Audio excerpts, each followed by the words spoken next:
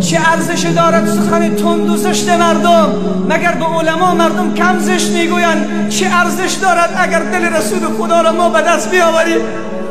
چه ارزش دارد اگر مرا اعدام بکنند بسوزانند در حالی که بدانم الله و رسول از من راضی است؟ چه ارزش دارد؟ و حیات الدین صاحبی چه ارزش دارد که 7 مرمی زده شهیدش کردن؟ ارزش ندارد این مرمی ها، درد ندارد.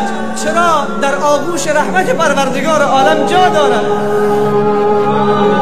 به ایاز نیازی درد نرسیده، او در آغوش رحمت پروردگار است.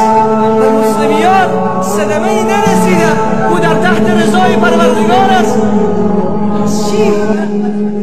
اصلا ارزش ندارد. عزیز من، مردم چه میگن بگوید، ولی تو کار کن که الله از تو راضی بشد و رسول الله صلی الله علیه و سلم از تو راضی بشد. وقتی ظالم کسی که سنت پیامبر را شکستند، دستان خود را هر دوش با دندان خود میگزد. الله در قرآن میگه و یوم یعض الظالم علی یدیه، هر دو دست خود را میگزد. چی میگه؟ یا لیتنی اتخذت مع الرسول سبیلا، ای کاش در مسیر محمد قدم می‌گذاشتم، ای کاش دنبال محمد امین می‌رفتم، ای کاش راه رسول الله را تعقیب می‌کردم. هنوز زنده هستیم، بیاییم از محمد دور نباش. هر که عشق مصطفی سامانی اوست، بحر و بر در گوشه دامان اوست.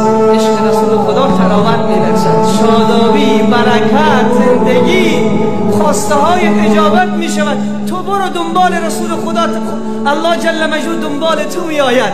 هر خواسته ای داری برآورده می کند.